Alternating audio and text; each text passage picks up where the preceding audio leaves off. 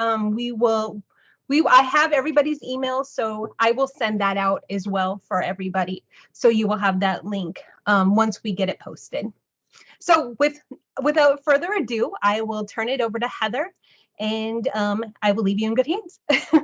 Thank you so much, Kara. And I just wanted to give a quick shout out and thank you to both Kara and Stephanie, who've been instrumental in helping us get these information and resources out to everybody, and for inviting you all to participate today. I really appreciate the opportunity to just share some time with everyone. And as Kara said, my hope is that we can be a resource that you can use and replicate and adapt to how you see fit.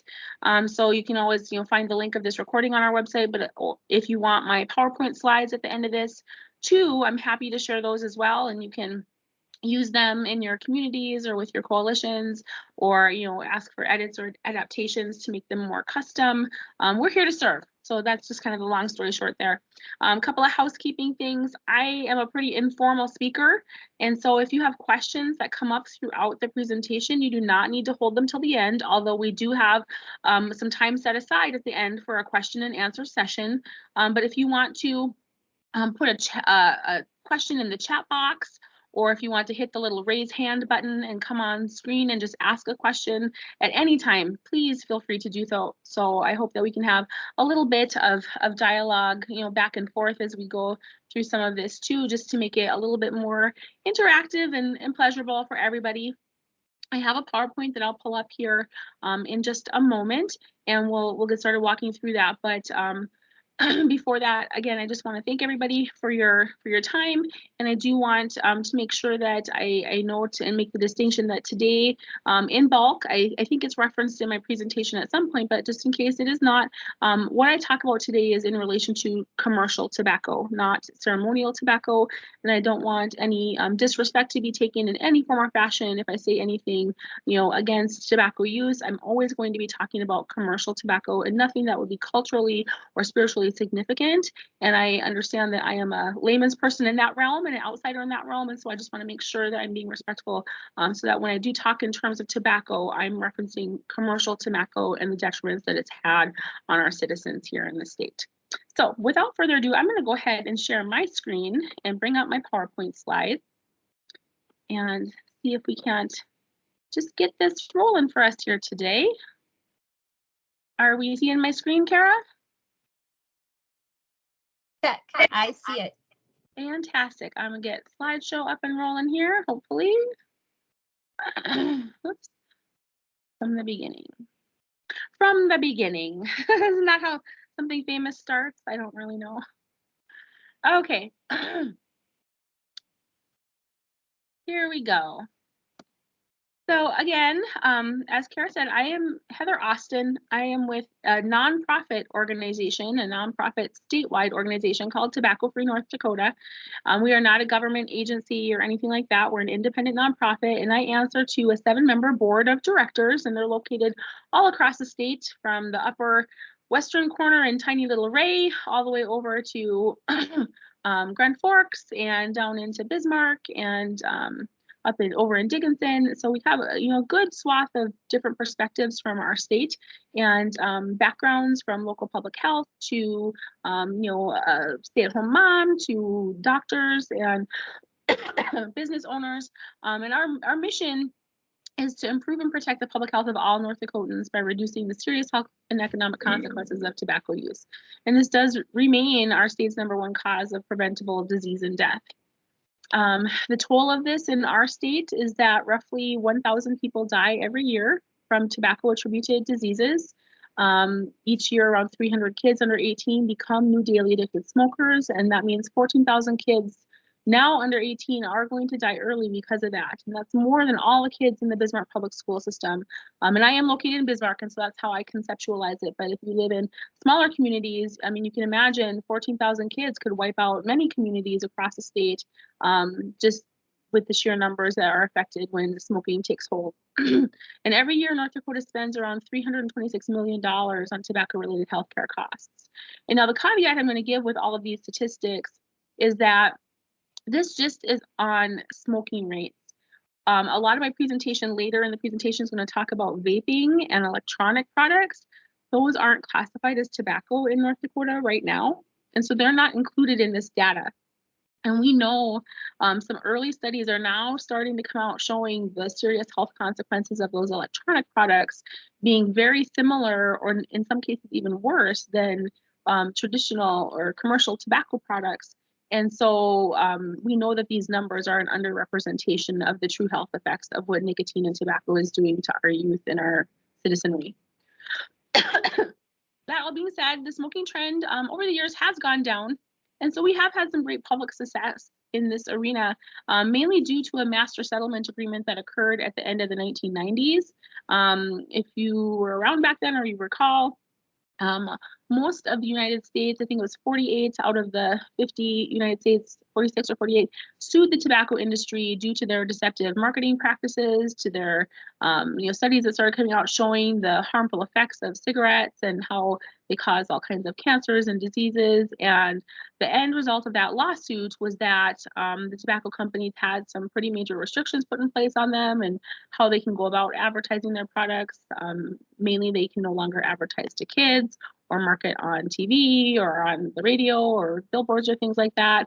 And then all the states got money in perpetuity to set up different programming to help, mitigate some of the costs of the disease and death that these products contributed to, or to put educational programs into place. And for a long time, North Dakota has, been receiving that money now since the late 1990s, and a portion of that does go to programming supporting work similar to what I'm doing here with you today. And so for a long time, we had a downward trend in smoking. You can see in the late 1990s, it was fairly high, and we got it all the way down to single digits in the 2017, 2019. That was youth smoking, high school students grade 9 through 12. The adult rate has stayed fairly flat though. You can see both nationally and in North Dakota, it really hasn't changed a whole lot in the last 10 to 15 years. But we believe it's still a big problem because even though our rates for smoking have come down, the use rate for the new e-products has skyrocketed. And so basically decades worth of work is being undone in a very short amount of time. So over just the last 5 to 7 years, when these products have really hit the market in full force, we've seen all of those good health gains and all of those lowered rates all of a sudden spike back up when you look at the high school student e-cigarette use. For this last year, it's 21% of our kids are using these products, and over 38% of them have tried them. The 21% are regular users, but 38% are experimenting and trying them. And we think that is very concerning. And I'm of the belief that these numbers are actually underreported because our most recent data is from the COVID years when we had schools shut down and people not, going about their daily lives in a normal way. And so they didn't have the ease of access to some of these products that they might have had before, or now that life has kind of gone back to normal. And so I think our next round of data is going to show these numbers shooting up, possibly even more. And again, that's very concerning. And in North Dakota, you can see a lot of our rates are higher than the national rates. And so that's, a problem as well. And I know community-specific rates. I hear anecdotal stories and data from people just like you in communities all over North Dakota, because I travel around the state and I go into rural communities and junior highs and high schools, and I talk to the people, and they're telling me anecdotally that they believe these numbers are even higher in their specific local, schools or communities too. Again, this is from the youth risk behavior surveys that are done every other year in North Dakota. So we should have some new numbers coming out again shortly. But you can just see how over the years since 2015, when the e-cigarette market kind of took off, how just exponential growth has happened with our kids getting a hold of these products and experimenting with these products and becoming users of these products. And so this is where we hope to get information out, to coalitions, to health systems, to schools, to concerned parents, to whoever might need it, to give them a little bit of background on why it's so important to talk to our kids and what we can do, to advocate for better policies in and around tobacco use and electronic products. So little history on tobacco companies in general, I suppose you could say. We call them big tobacco or the industry. There's a lot of money on the line, you guys, when it comes to this product. Big tobacco spends $9.5 billion on advertising every year, 37.3 million alone in North Dakota, most recently reported. And I mean, you can just imagine how much money on the line for them is occurring if they're spending this just on advertising. And the reason that we see these products everywhere and our kids are seeing these products everywhere and marketing is still reaching them, even though the master settlement agreement says they're not supposed to be seeing it, is just the, sheer number of places that have these products. So on my little chart for comparison, there are over 14,000 McDonald's locations in our country, and there are, a similar number of Starbucks in our country. But in our country, there are 375,000 places that you can buy, tobacco products, whether it's cigarettes, cigars, vapes, in convenience stores and grocery stores and, the Walmarts of the world, as well as all of the specialty shops that you see. And so it's kind of on every corner. And that's why it's so inundating for our kids and so hard to make it seem like it's a bigger concern than it is because it's almost become normalized for them to see it. Once they've been kind of lured in or attracted to it to give it a try, here's what keeps them coming back. Nicotine is the addictive substance in tobacco products. And in the new vaping products in particular, it's been strengthened and chemicalized even further to make it even more addictive. But nicotine is a colorless, yellowish, oily liquid. It's typically found, derived from the tobacco plant, although now they can synthesize it and make synthetic nicotine. And so some products you'll start to see saying that they're tobacco-free, but they still contain nicotine because now that nicotine is made in a laboratory and it's, still a drug and it's still addictive. And so it's just another loophole or marketing tactic that some companies are trying to use to get around. So don't be fooled by that. But like heroin or cocaine, nicotine acts on our brain's reward pathways. It really fires up those dopamine receptors and creates that feeling of satisfaction or pleasure or, calming in some instances. And once those dopamine receptors have been rewired to look for that hit, for that nicotine hit, you can't undo that rewiring. And so you can't punish away the problem, especially for our kids. If they're becoming already addicted, we have to get them resources and counseling and treatment and help, because kicking them out of sports or suspending them from school or giving them a punitive reaction isn't going to solve the rewiring of their brain. It's not going to take away that dependence to nicotine or resolve any addiction that they might be experiencing. And because of the high concentration levels in the vaping products in particular, that dependence or addiction can really take hold very fast in a young brain. And part of that is because brains don't finish developing until you're around 25 or 26 years old. Excuse me. Youth are infinitely more susceptible to nicotine than adults because of this. It literally makes changes to, just the reward pathways, but also to your prefrontal cortex, and that's the decision-making part of your brain. So weighing out the pros and cons of making a decision is already harder for young people because their brains aren't fully developed. But then you have this nicotine also messing with the part of the brain that controls those thought processes, and you can see why it can make almost a gateway for other risky behavior to occur, whether it's other addictive substances to be experimented with or other, poor decisions to be made. Nicotine does not do good things to the brain. To your body, it can actually make your night vision or your, kind of, I'm losing my term here, but your night vision, it can make it harder to drive at night. For kids, they sometimes will care about this or relate to it in a way if you can explain it. If you've got any hunters in the room at dawn and dusk, when you're tracking your prey, you really need to be able to see.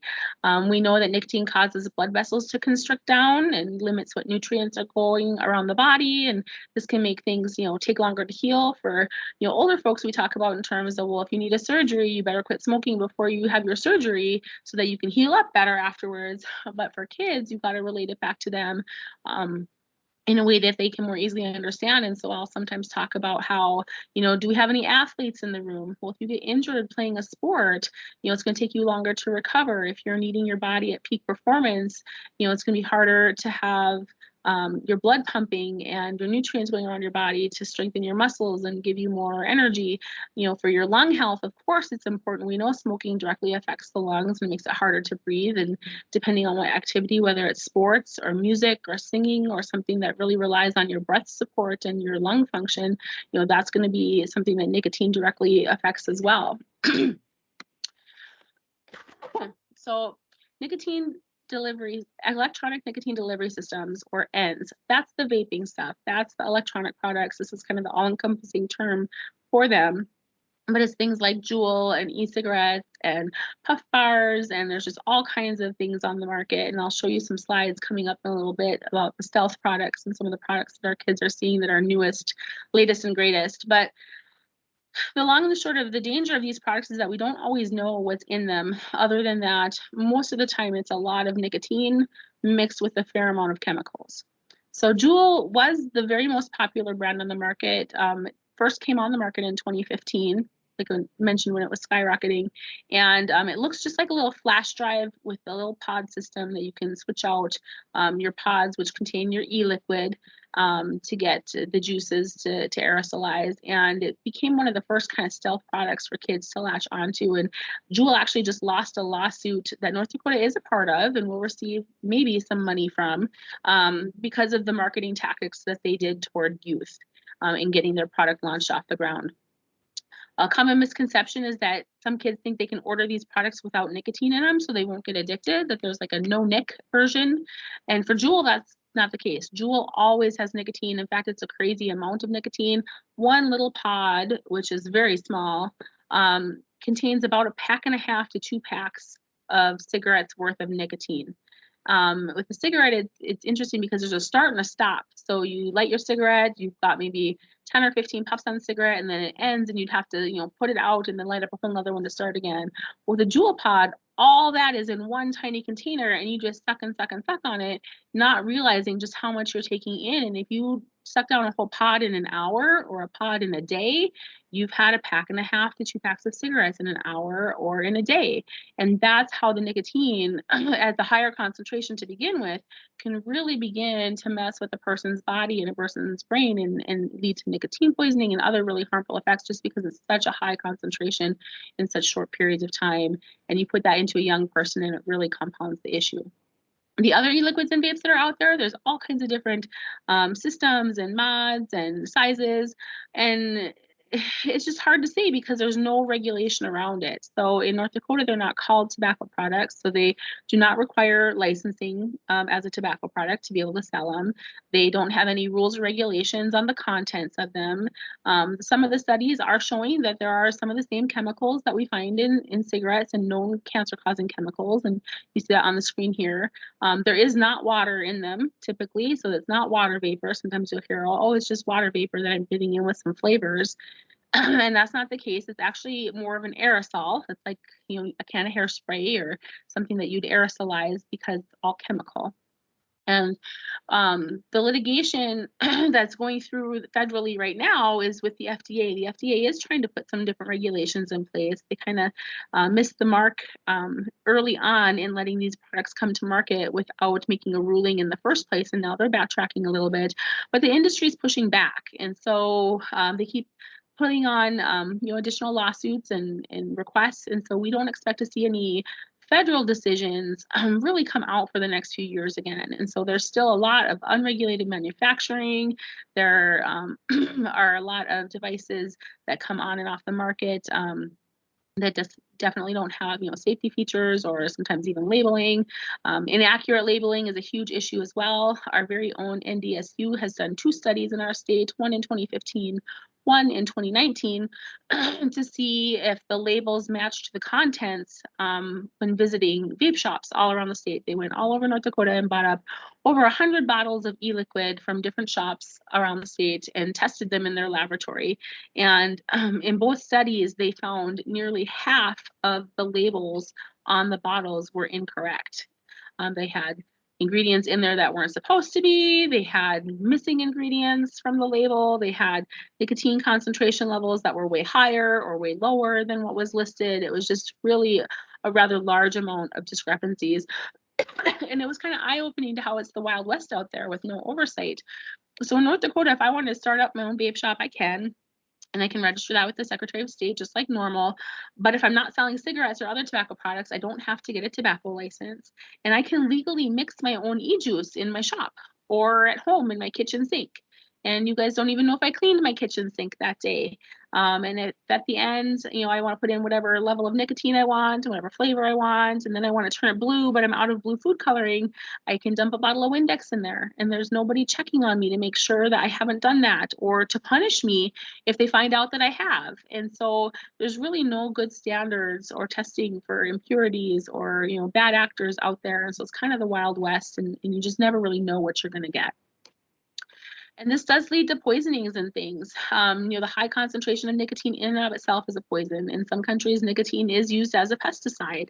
And as little as a quarter of a teaspoon can be fatal to a toddler or a pet. And these deaths have happened here in our country. And it's heartbreaking when it does. And we even had a vice principal out of Jamestown have contact nicotine poisoning. You don't have to ingest it or inhale it for it to affect your body. You can simply spill it on your skin and not wash your hands and have nicotine poisoning occur that way. And this happened to Mr. Conway when he was confiscating some products from kids that he'd caught in the bathroom vaping, and he got it all over his hands and he didn't realize to go wash them right away.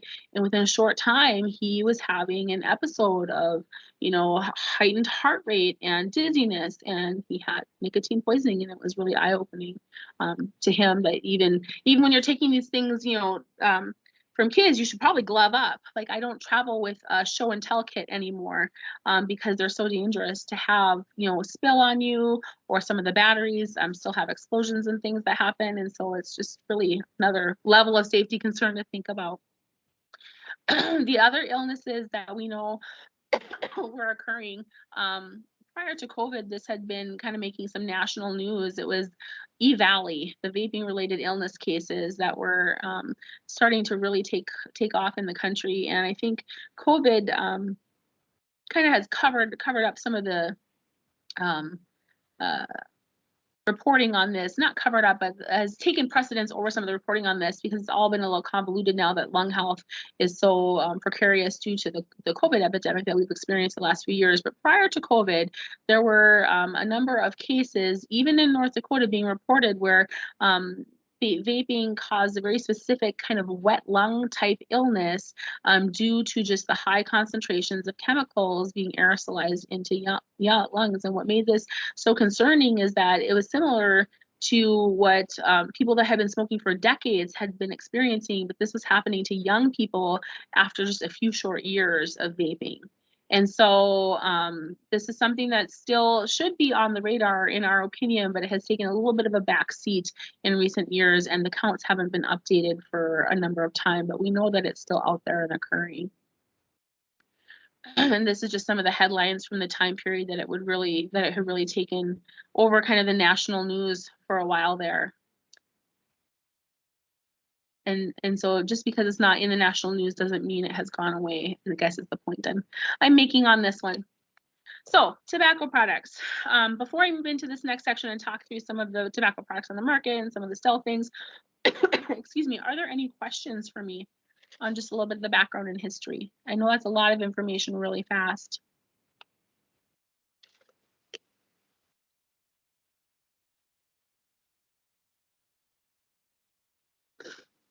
Okay, hearing and seeing none. I was going to talk through a little bit about tobacco products in general.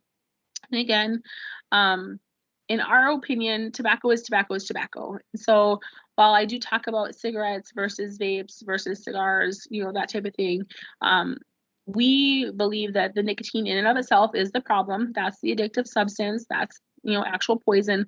All the other chemicals that come along with it are just additional, detriments, additional health concerns. And so when we talk about wanting to keep our kids from starting, tobacco products, we always talk about all the different types. And there's a big disconnect, I think, with our young people in particular right now on some of these products being safer than other products. And our argument is that safer does not mean safe. even if something were 5% safer or 10% safer or 20% safer for you, it does not mean that it's safe or a good idea to start using it. And in fact, I think the research eventually is going to show that there's really no safer product when it comes to tobacco products. And so on the screen here, you can see a wide variety of things that are out on the market. Some you might be familiar with, like the traditional cigarettes, the early vape pens and the jewel pods, cigars, flavored cigars. Some of the new things that are coming out though are the nicotine pouches and the dissolvables, nicotine soaked toothpicks, the elf bars, tons of new little styles of vapes and self vapes, the puff bars, things that don't have pods anymore because pods got regulated a little bit. So now they turned them into disposables. These are all ways that the industry gets around some of the regulatory things that get put in place to stem the tide of these products. They find little loopholes to get through. And then in a lot of cases, you can see there's very bright, colorful packaging. It mimics flavors and candies that our kids love. These aren't necessarily, marketed for strictly adult purposes. I don't know too many adults that need sour dream or cotton candy flavored or gummy bear or unicorn poop. I mean, there's actual flavors called unicorn poop on the market. And so we know that these are being done to attract our kids. And they've really evolved over time. When they first came out, they were mimicking what a cigarette did. And in the early iterations, they had kind of a grand idea that maybe it would help people quit smoking and do something healthier for themselves. But what they found out was that they didn't work that way. They mimic a cigarette too closely, and it actually, supports the addiction rather than decreases it. And so people would end up switching but not quitting, or becoming dual users. And so for a long time, e-cigarettes kind of languished on the market because they didn't work for that intended purpose. And it wasn't until they got revamped in the 2010s and really figured out how they could capitalize on making them stronger and more potent and having them be an alternative to smoking instead of it being used as a way to quit smoking, that then they took off and the tobacco industry got back and involved, and they bought out a lot of the smaller e-cigarette companies, or they teamed up. For instance, Juul and Altria are the two leading companies, or were the two leading companies, and now Altria, which owns Marlboro brand cigarettes, bought a 35% stake in Juul because that was the most popular e-cigarette. So the industry is in cahoots with them in force. But they're all built fairly similarly. You can see they all have a way to, have liquid inside. The liquid either gets vaporized or aerosolized. They have some electronic components in there. There's a battery of some kind that is used to heat up the components or the heating coils. And then there's an inhaler so that you can draw that aerosol or vapor in to your lungs. Again, they use the industry playbook like nobody's business. And because they weren't around during the master settlement agreement, they weren't grandfathered in. And so that's how you're able to see some of the things like, I don't know if in any of your communities, but here in Bismarck, we have a couple of billboards in our town for one of the smoke shops that they're allowed to do because they're not grandfathered into the rules around, other tobacco products that they have to follow from the master settlement agreement. And so again, it's kind of leading to a whole new normalization of these products that, our kids can see. And again, this kind of reinforces that. Juul is worth a lot of money, and they're still one of the very main players on the market, although Puff Bar and Elf Bar and a couple of others are really on their heels and starting to take over. So I don't know if they can, claim to be King Kong anymore, but each Juul pod delivers over a pack of cigarettes, and most of the other new vape products on the market are mimicking those levels because that's what people are kind of used to now. And again, they're very small, they're very stealth driven, they look like flash drives, they're very easy to conceal. And these are some representations of some of the mimics and some of the other stealth things that are starting to come out. So in the upper left-hand corner of your screen, you can see kind of a table of a variety of things on it. That's an actual picture from one of our North Dakota high schools during a confiscation session they did a few weeks after school started in the fall, a couple of years ago now. This is a couple of years old. But they had a big kind of locker search day, and this is what they came up with. And it was after only a few weeks. And so, I mean, this stuff is in our schools. It is everywhere. Anecdotally, I hear a lot of requests wanting information and help around it. So if you're hearing that in your communities, know that you're not alone, and that with the products evolving so quickly, it's going to be hard to keep up. So jewel was the big one for a long time. It became a verb. I'm jeweling today, or I'm jeweling. But because people recognize and know what that is now, they're changing the names. And so now we have Fix and Infinix and Pyrox and Kilo. And now that the pods, the flavors can't be made in the pod systems per FDA rules anymore. They're very limited on what kind of flavors they can offer. Well, now they don't make them pods, they make them as a stick. And that's where you see the puff bars come out and the air bars come out. And so they can have all the flavors back in play again, like, watermelon ice and banana and mango and strawberry. Mr. Fog and clever marketing, gimmicky names are another thing you're going to start seeing more and more of too. Flume is another new one. Puff Bar Crush. It's interesting to me how they get around the disposable thing, but then they can have enhancements added on to create new flavors and things. So you still have not pods per se, but little attachments that you can add on to give new and unique flavors and more flavors. And so you're going to start seeing more adaptations of that. The other thing that's really hit the market in the last couple of years are nicotine pouches. And this is where some of them will claim to be tobacco-free because they're deriving the nicotine synthetically, but they're kind of like a chew pouch or just a little moisture pouch that you stick in your lip or under your tongue or something like that, but it's not loose leaf tobacco the way snus or snuff or chew would be considered. It's just like a little pouch that it's soaked in nicotine. So you get a direct hit like that, and that's becoming more popular with young people again because it's easy to hide. There's not a real scent or anything to it. Stealth vaping has become another issue. They make these products look like other things now. And again, I don't know adults out there that need to have it this way. If an adult wants to vape, they can vape. They don't have to hide it. So we know that this is geared toward introducing young people to nicotine, and they make them look like Sharpie pens. You can see there's a girl showing off a hoodie in the bottom corner, and the hoodie string is the vaping system. So you puff on one end of the string, and the other end of the string is your e-liquid container. They can make them look like Tic Tacs, and you can even put real Tic Tacs in the bottle. They look like, phone chargers and pagers. And the most insidious one, I think, is that they can make it look like an inhaler. I mean, you'd never want to risk taking away a kid's medicine by having a vape look just like it. It would be a terrible distinction to have to try and make. And now they're taking the cloud away. So early on, they added chemicals to make the cloud bigger, and you can go on YouTube and see clouding contests or, smoke ring contests or things like that. From influencers and advertisers. But for the stealth market, they're now adding chemicals to make it so it's clear when you breathe out so that you can't see the cloud and it's easier to hide. And just the other day, again, I was talking with a group of people, and they told me that they heard from their middle schooler that kids are doing this in class, and they're vaping behind the teacher's back in class, and they'll blow it down into their sleeve or into their sweatshirt. And having these, cloud-free ones just makes that even that much easier. And again, this is again related to school because that's where a lot of the problem that we are hearing about from people is occurring is in schools. Looking through a backpack, you can see our backpack photo. Half of the products on that photo are vaping products or tobacco products, and half of them are school supplies. And being able to tell the difference between a school supply and a vape, or a school supply and tobacco, is getting harder and harder, again, as the companies mimic things that are, easy to seem innocuous or not tobacco related.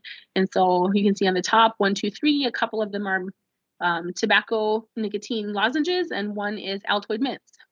4 through 7, 2 of them are fruit roll-ups, 2 of them are cigarillos. 8, 9, 10, one is I believe a highlighter pen, and one is a vape. Excuse me, one is a flash drive. And then the 19 through 23, those are the highlighters and pens, and 2 of them are vapes. And then 17 and 18, one is whiteout correction solution, one is a vape. And then 11 through 16, you got either mechanical pencils or vapes. So again, these products are around. It's just if you have an eagle eye enough to be able to see them. IQOS is another one that I did skip over a couple slides just because of time restraints. I want to make sure that we keep on top of being able to give you some time at the end here. But IQOS is another recent product that we haven't seen too much in North Dakota yet, but I do like to make people aware that it's out there, in big part because as we work on policy, in and around the state, there's always these loopholes that the industry seems to find. And so this is another one where, our policy really covers very well things that are combusted and or vaporized or aerosolized or anything like that. And this is attempting to circumvent that by creating heat, not burn technology. So it doesn't combust the cigarette and it's not a liquid that's aerosolized, but this product heats up these little cigarette-like things. And so the essence of them is what is kind of heated up enough to where it can be breathed in. And that's how they circumvent that and get around that. And this did come to the United States. I think it was in 2018 is when it launched here. It had been in other countries prior to that. But it is out there and they are making it look like little, telephones or pagers, or you can see a Nintendo controller kind of style looking one again too. So again, it's meant to be kind of hip and cool and technology related. And so just be aware that this is out there. Although it's not really here in North Dakota a whole lot, it could be found online very easily and maybe in some of the specialty shops. So I'm going to pause one more time again, now that we've gone through kind of the product piece of things, and see if there are any questions. And then I'll talk a little bit more about what TFND is working on, what kind of policies we can recommend to help with some of these issues. And then we'll open it for questions again at the end.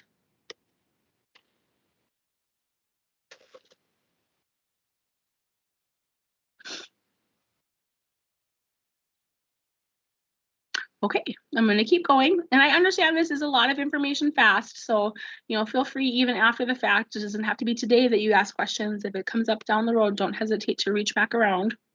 And we'll make sure you get the information. But tobacco-free policies are an important way for us, I think, to start to help stem the tide in what our Surgeon General has called the youth vaping epidemic for our country. And so things like enacting Tobacco 21, which we successfully got here in North Dakota in 2021, which was kind of a fun coincidence. It was passed federally at the end of 2019, and North Dakota ratified it in the beginning of 2021. And so you do have to be 21 years or older to purchase tobacco products, and that's a nice success for us to be able to have. But we still have a long way to go. North Dakota tobacco prices are very cheap compared to the rest of the country because we have a very low tobacco tax. We're actually 49th in the nation when it comes to the price of our tobacco tax. And like I said before, the electronic products aren't even called tobacco products, so they aren't taxed at all like tobacco, like cigarettes or cigars or chewing tobacco. And so just raising the price of those products would help keep kids out of the market and deter them from buying them. And then denormalizing it, getting it out of our parks, getting it out of our schools, having those tobacco-free grounds, protecting our indoor smoke-free air law. That's what I spent this morning doing, and I won't get into all of that. But there was a hearing this morning that would allow for an exemption to our smoke-free air law that would let cigar bars come back to North Dakota. And we view that as, not a good step forward in protecting our young people and in keeping everybody's right to clean air in place. And so we advocate, against those types of things and promote the smoke-free air. We also talk a lot about program funding and making sure that resources are going out around the state to help people educate and advocate in their communities and make sure that resources are available for those wanting, help quitting or help deterring youth. So this is what we view as kind of the best for policy. Whoops. And North Dakota has one really good leg of what we call the three-legged stool. These are CDC evidence-based best practice policies that TFND supports. One is having a comprehensive tobacco control program funded at recommended levels, like our ND quits through our DOH. I guess it's now the ND DHHS, the Department of Health and Human Services. They've combined. I'll have to update that slide, won't I, Kara? And North Dakota is doing well in that regard. It's not as fully funded. That's why we can't count the leg, but we are, I believe, 5th or 6th in the nation in terms of the funding that's put forward to having a comprehensive program that, educates around prevention and that provides cessation services for those wanting to quit. So it's still okay. We actually have one of the best smoke-free air laws in the country.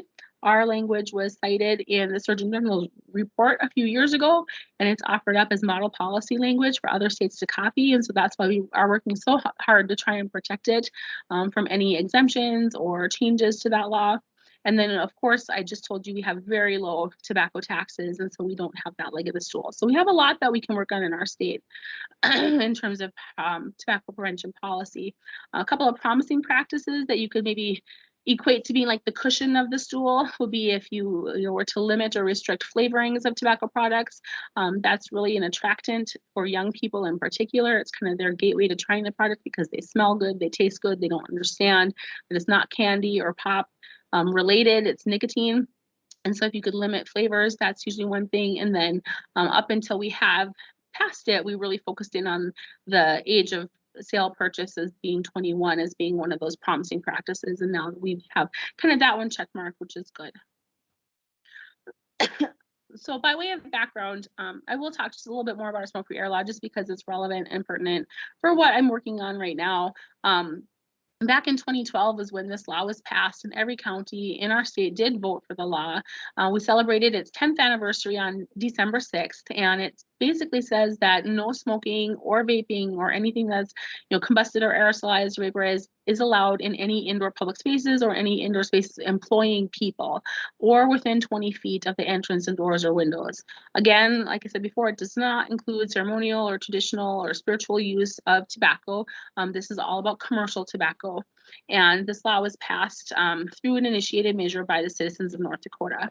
Well, the last few years, it's come under attack 3 times in a row now, 2019, 21, and this morning, we had a bill introduced that would allow for exemptions to get cigar bars or lounges to open back up in North Dakota. And the first time around, they needed a 2/3 vote because the initiated measure had only occurred a few years before, and it hadn't passed the time limit on that, requiring a 2/3 majority, and they didn't have it, so that one failed pretty easily.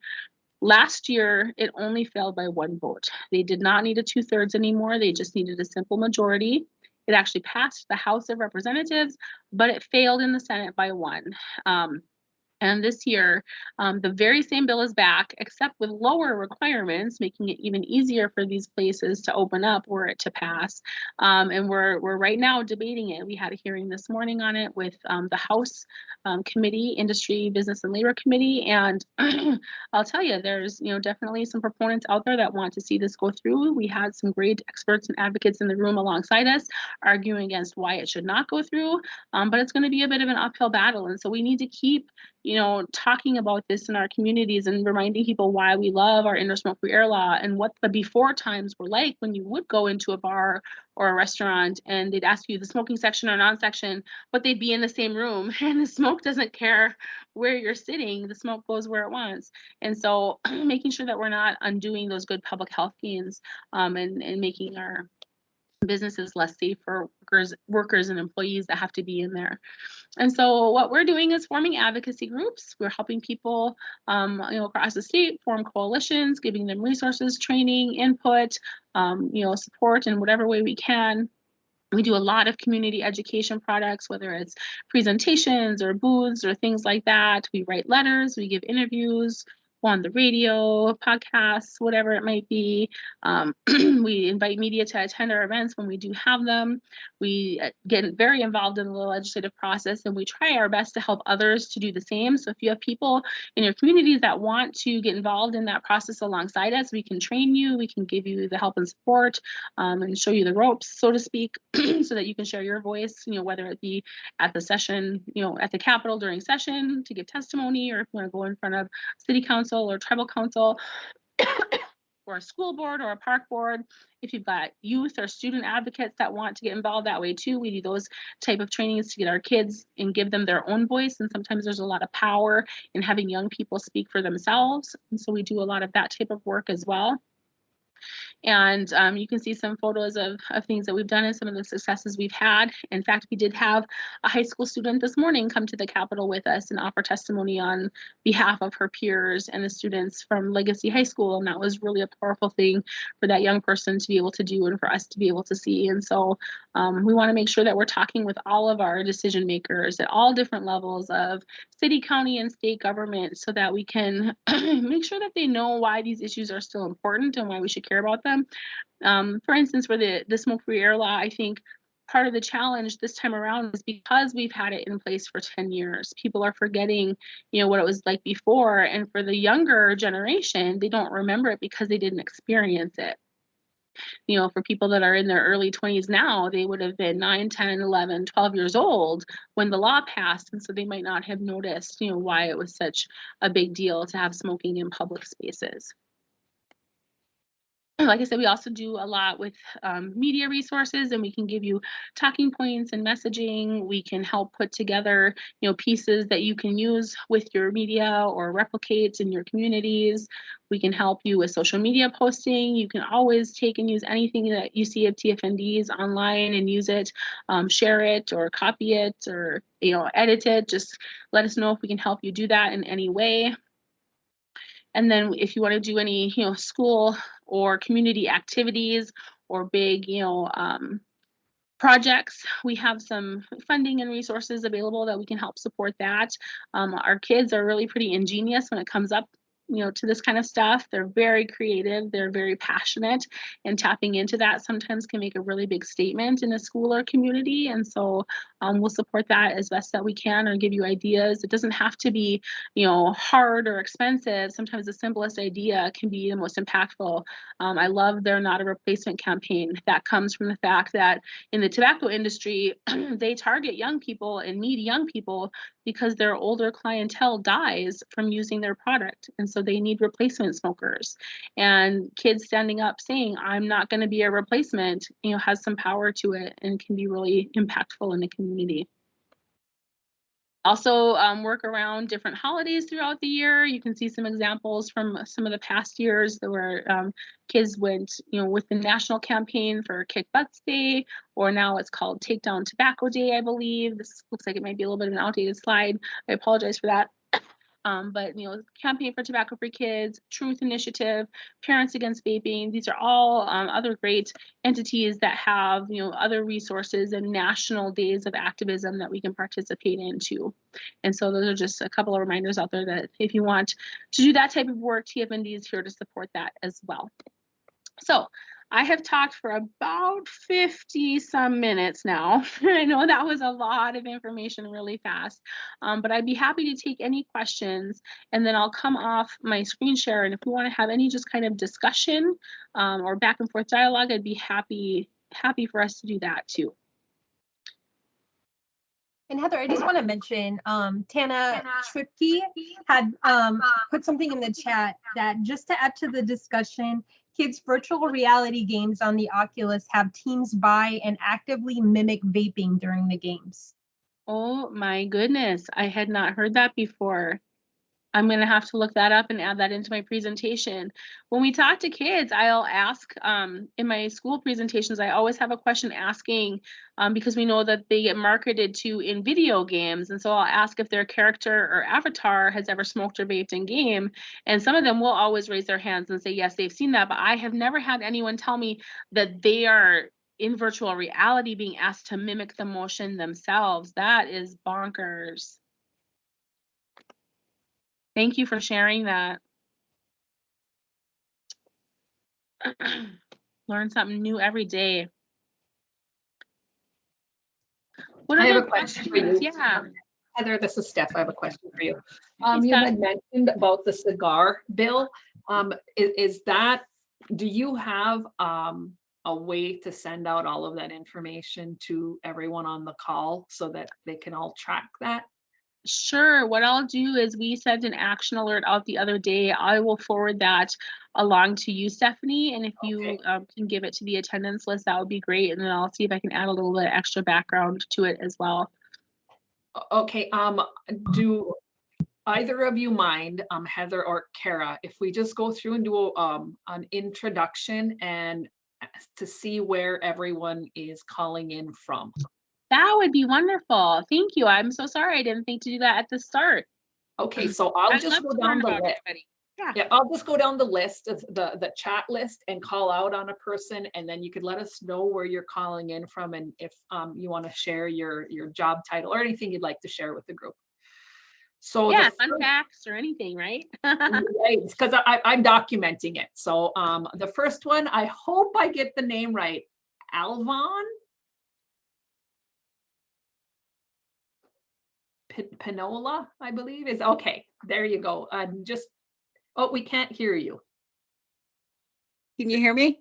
Yes, now we can. Okay, hi, I am calling from Fort Yates from Standing Rock. I work with Standing Rock Treatment Program. Did I get your name right? Yes, you did. Okay, yay. Welcome.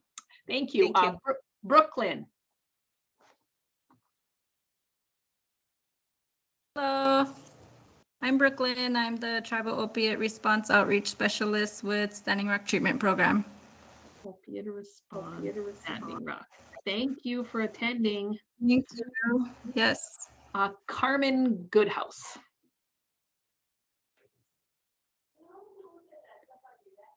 Okay, let's move on to Donald Runnels Jr. Hi, good morning. I'm with the Standing Rock Wellness Program. Standing Rock Wellness. Welcome and thank you for attending. Doyle. Standing Rock Ambulance. Can you repeat that? Standing Rock. Ambulance. Standing Rock Ambulance. Okay, thank you for attending. Gabrielle Birdhorse.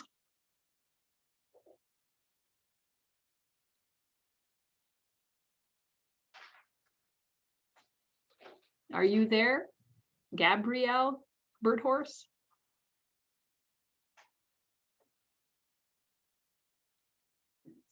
Let's move on to, okay, go ahead, Gabrielle, you could. Hi, I'm Gabrielle Birdhorse, and I work for the Standing Rock Wellness Program. Thank you for introducing yourself and welcome. Leroy White.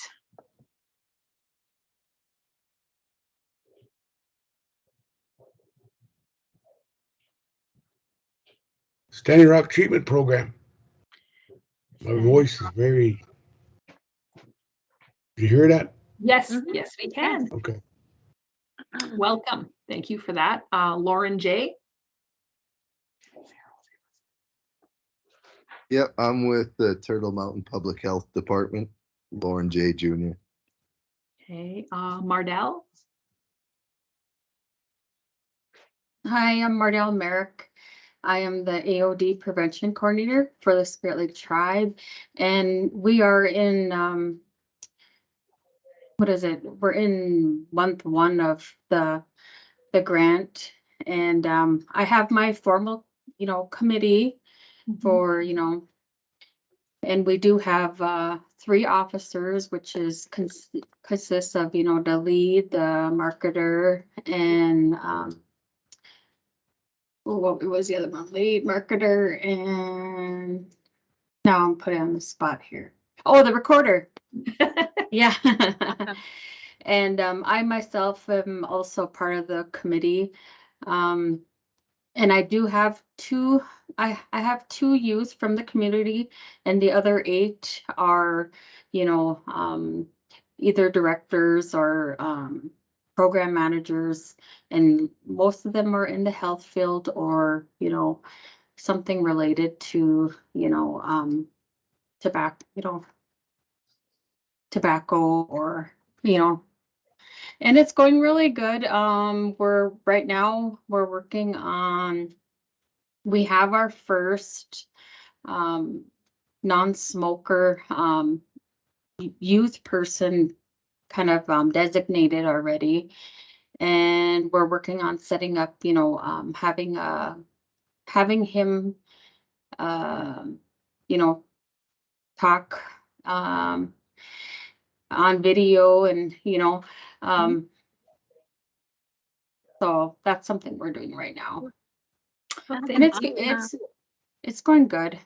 I guess even with the committee, well, I mean, I know we talked about it in our last session, but it's like, I have a combination of both smokers and non-smokers. I know, it was kind of discussed that all the committee members should be non-smokers. I mean, what are your, Honestly, Mardell, I think one of my strongest allies and advocates was my dad when he was alive, and he was a 50-year smoker, and he never wanted anyone to ever have to experience what he went through.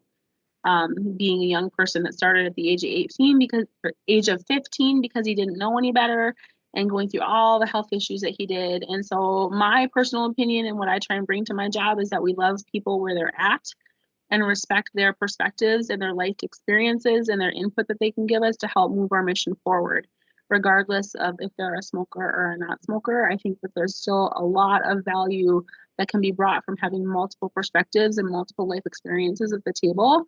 And so I think it's great to have a mix. Some of our best allies are either former smokers or current smokers that don't want people to go through what they're going through. So that's awesome if they're around the table and supporting your cause. and I think it's really working too for them personally, because I do have one committee member who she's also in the health field. She's a RN and she does smoke. I mean, she doesn't do the vaping, but she smokes tobacco. And she's talking about right now quitting because of, because of being on this committee. And that was one of the things she had asked is she said, she's like, but I'm a smoker, and I talked to her about that and in my opinion, which I, kind of share your thoughts as well. And so I just wanted to kind of get some feedback again, because it's kind of like a refresher for me too. So it's kind of good just to have that feedback. But yeah, so that's going really good. So it's having an impact on the committee as well, That's great. which are community members. And it is bringing some, awareness of, about vaping, because I shared my personal, my personal story on it, because I went I went through I smoked tobacco, and I heard just false things out there that to try and quit, to go to the e-cigarettes or vaping, and that's what I did. And I ended up just quitting everything completely. And so I myself, didn't know any information about vaping and e-cigarettes. So I shared that as well to, this is the reason that, this grant is here, is to get the information out there, because, we really don't know all the facts. And there are a lot of untruths or, false information out there. So Yeah, I think that personal stories hold so much value, just like yours probably does with your group. right. 100% agree. It sounds like you're doing some great work out there, Mardell. Continue to let us know how we can help you. Okay. All right. Thank you. Marie.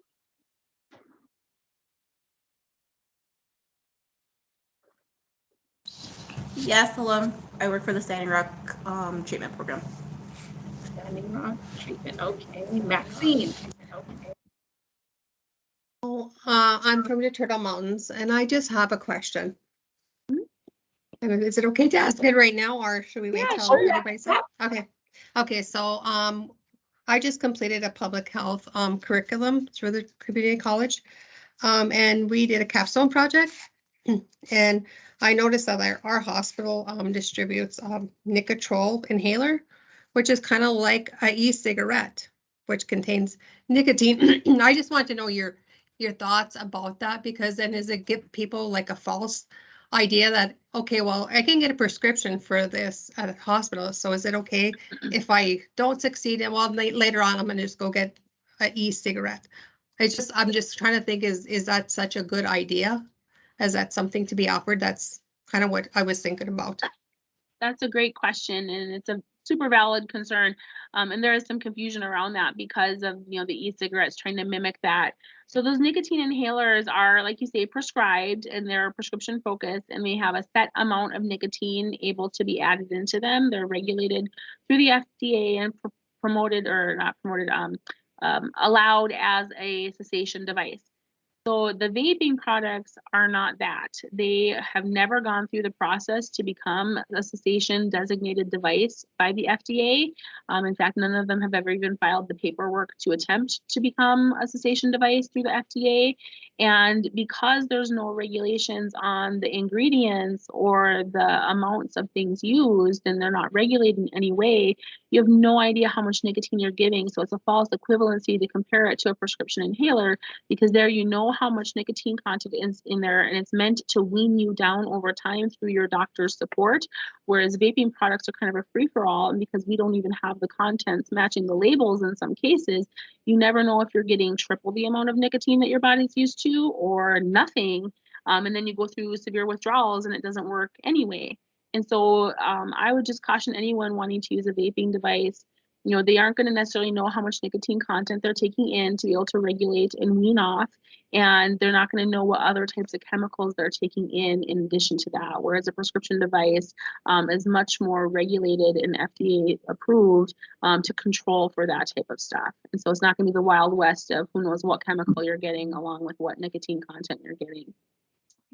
And then I just want to add, Tana Tripke from Spirit Lake, who I know has been doing this for quite a long time.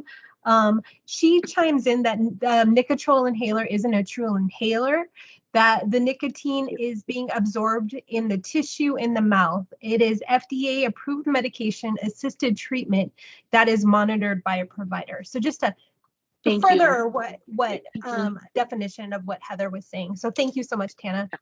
Thank you very much for the technical assist. I'm not a medical I understand provider. that. I appreciate that a lot. Yeah, and I understand that. I just hope that people don't get the false idea that it's okay. It's And okay to use it out there. So you're 100% right. We have to educate against that. We have to get the information out there. You're 100% right. Okay, that's all. It sounds like the key word is regulation, right, Heather? Regulation. Policy and regulation. I mean, it would solve some issues, not everything. The world's not going to be perfect, but yeah, there's a lot that could be done in the terms of regulation and policy, and that's what we work, really hard on. But educating is the forefront of that. So you all in your communities, building coalitions, talking to people, and just getting information out there is the most important first step that can lead to policy and regulation. So I thank you for your interest in that. And I like the way you reference the vaping to the Wild West, because that's exactly what it is. It's a free-for-all right now. Yeah. Okay, we'll move on. There's someone labeled meeting guest. I'm not sure who that is.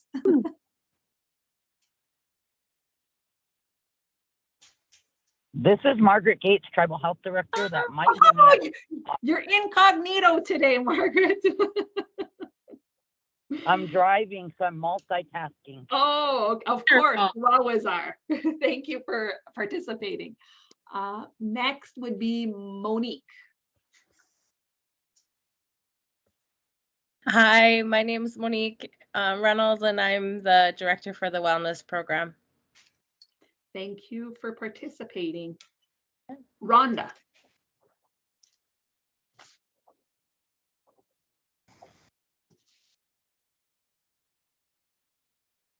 Is Rhonda available?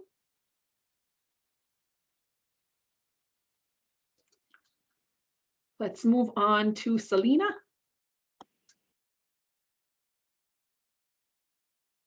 Oh, you're still muted. Selena, I'm the family support coordinator for the Youth and Family Tree Program with the Standing Rock treatment program. Thank you for participating. You have a lot from Standing Rock today. That's awesome. Great. Tammy. Oh, hi, everybody. Hi, Kara. Hi, Stephanie. I knew that was you. Good to see you guys.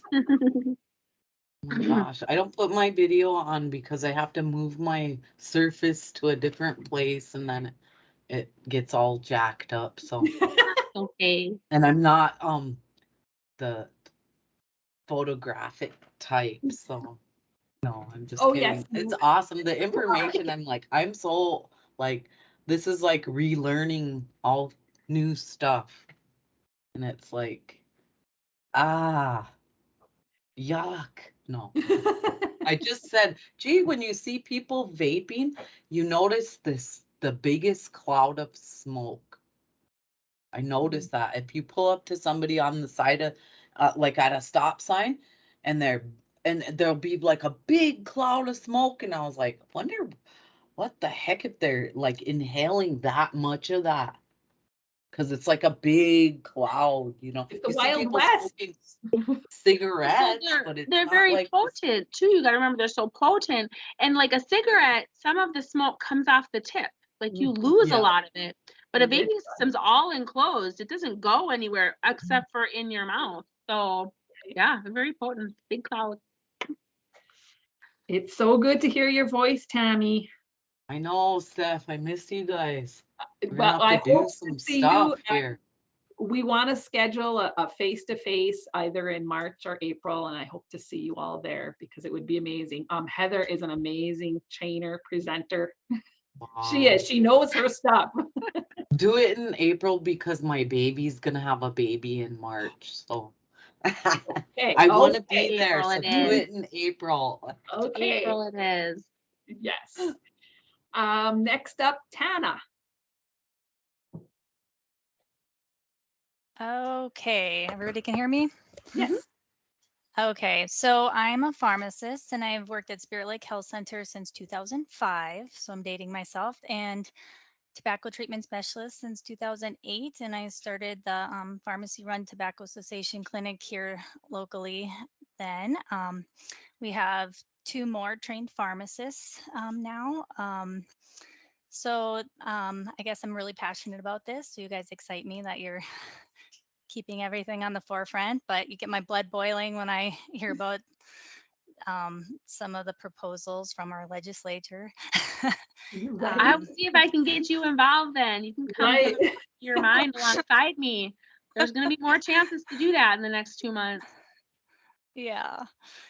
So, yeah, it's always good to hear about the newer products, just because I don't necessarily get out to the gas stations and see everything that's new. Have been involved with the local schools. They have been confiscating a lot of vape devices, unfortunately. So it's definitely on our radar to try to get into all the community school systems. So, but yes, thanks for inviting me. Thank you for what you're doing. There's one other that's logged in with a cell phone, the number ending in 75.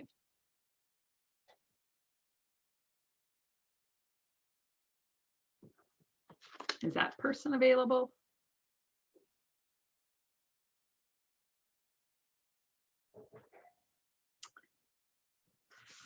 Okay, I have everything that I need for documentation. There's a lot on from Standing Rock. That's amazing. Yes, thank you. And we still have around 15 or so minutes left.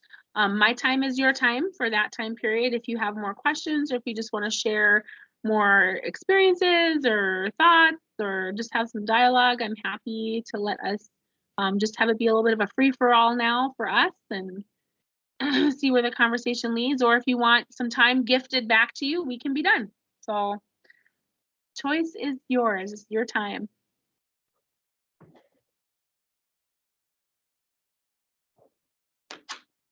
Does anyone have any questions or anything they'd like to add at this time for Heather?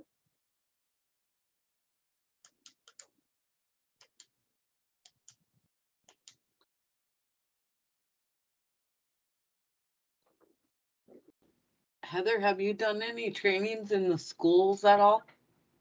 Yeah, I have actually. We did about 5 of them this past fall, and typically I'll go into the more rural communities that don't have, like a local public health person doing this type of work, or a trained, tobacco treatment specialist or someone. So, we'll go into places like Oaks or Glen Ellen or things like that, but we'll go anywhere that requests us. Or we can hook you up with a local counterpart if for some reason our schedule is booked and we can't get to you when you need us to. So if you're wanting us to come into your schools or your communities, we'd be happy to do that. Or I can train you with my presentations on how to do that yourself too, if that's something that would be better for you. I mean, we customize whatever you need us to customize. We just have to check our scheduling and probably book a couple months in advance right now because of session. I can't leave Bismarck too easily until probably the end of March or early April. That would be awesome, I think, to get people the training, because we have peer support specialists now. That would be awesome, because we did get some requests from the schools, on information and everything. They're needing so much help right now. And yeah, I would be happy to come in and help do that and give you guys the training, and that way you have kind of a team of people that can start doing that type of work, because the schools are just inundated and they're clamoring for help and resources. And I'm just one person, I can't get everywhere. So the more people I can give my stuff to and help do the work alongside us, the better, in my opinion. And we talk through fifth through 12th graders is what my presentations focus on. And so we'll customize it a little bit down for the 5th through 8th grade, and then 9th through 12th, we talk at a little bit higher level. But when I go into a school, I'll usually spend a day and do all the grades 5 through 12. Just so you know kind of what we standardize, but we can customize it to any format or grade level or whatever you need. We would have some talks leading up to it to figure all that stuff out. So we had a youth wellness last week out at the high school, and they were telling us that the kids are even putting those vapes in their drinks to take into the school. And I was like, oh my God. Kids are so clever. Yeah. And those stealth products make it so easy, you guys, like I've shown you. You can hide them in all kinds of things now and make them look like all kinds of things. They think they're invincible at those ages, So Mardell, I have a question. Mardell had a question if you have any more flyers. Mardell, can you elaborate on what flyers you're talking about? Are they the ones that Heather gave out in September? I can't believe I didn't even think to bring that up, Kara. I didn't have my slide in there on my This Is Quitting program. Is that what you're talking about, Mardell? Yeah, some of the handouts and stuff that you gave, that you gave us a few that we can give out. Yeah, I'll show or post up. But just if you have a few more. I do. Do you want to send me an email with a mailing address, and I'll mail you a packet of them so that you have those on hand for yourself? And I'll quick put a picture on the screen of what she's talking about, you guys, so that you can see. So in April, TFND launched a new program called This Is Quitting, and it's in partnership with Truth Initiative, which is one of our national partners that does really good work in this realm also. And they provide us with a ton of really great materials, and this program is specifically meant for young people to text and be able to quit vaping. And so they get daily interactive text messages by texting Vape Free ND to 88709. And then we got to help customize some of the responses so that they get a back and forth on tips and resources on how to stop vaping.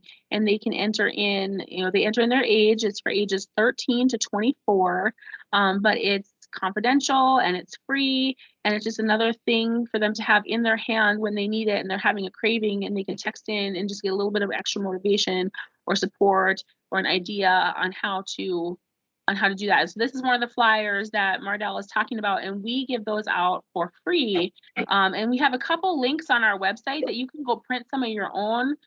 Too, if you want to get a few in your hand right away, Mardell, you can do that like temporarily. But we don't want you to have to incur all those printing expenses, so we'll print them and mail them out to you too.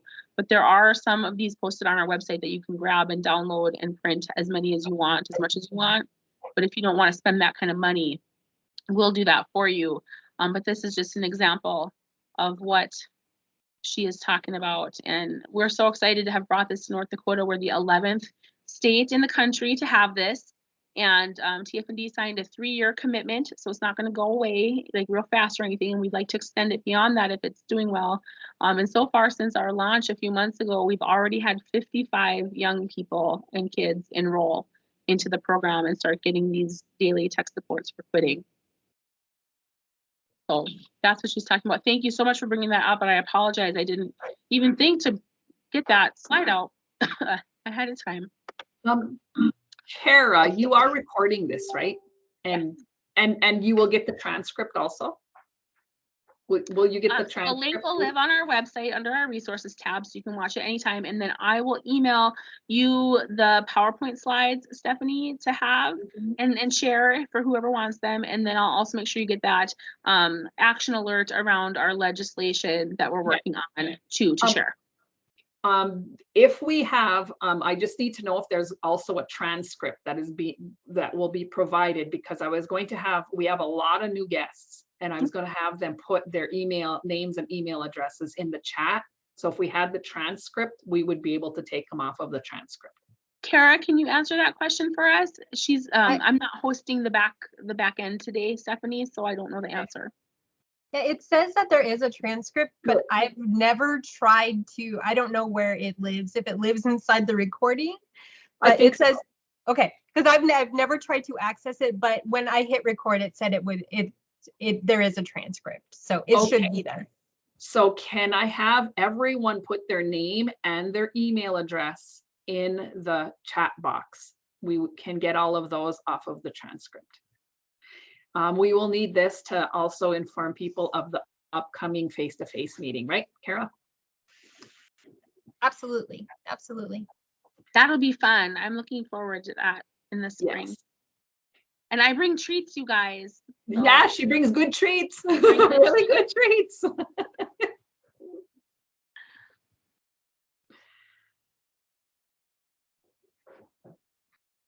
So we'll give it a minute if we're near ending to have everyone put their name along with their email address so that we can contact you in the chat box.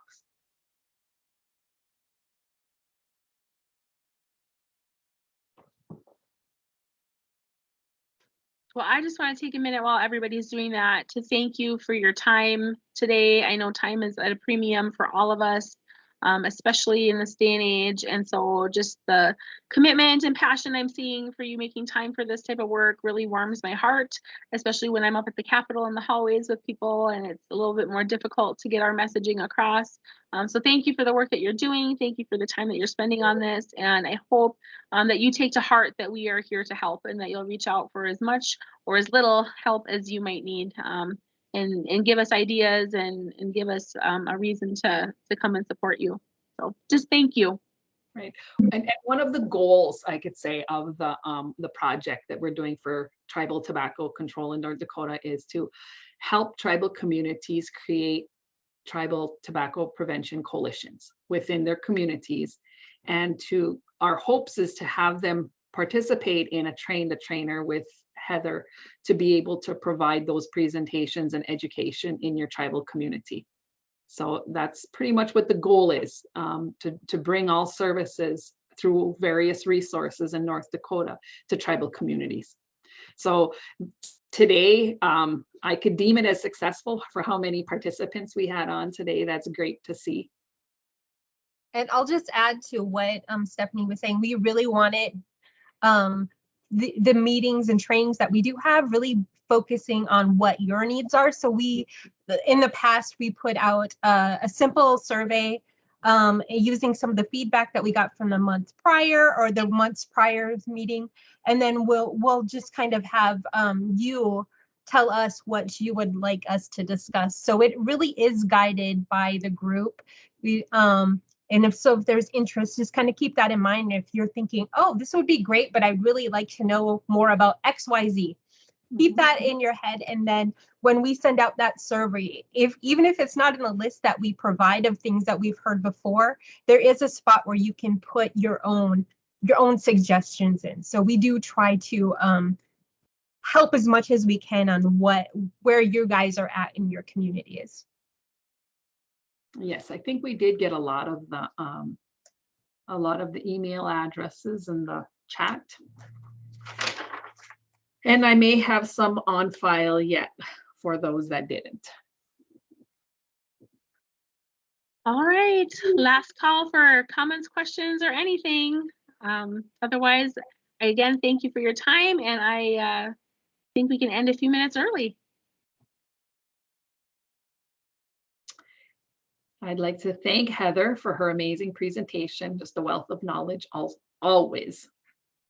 And it was so great to see all of you participating today, and hope to see you at the face-to-face. And we'll determine the venue is yet to be determined, but we'll keep you all updated on that. Thank you all. Yep. All right, Bye-bye. thanks everybody. Have a great day.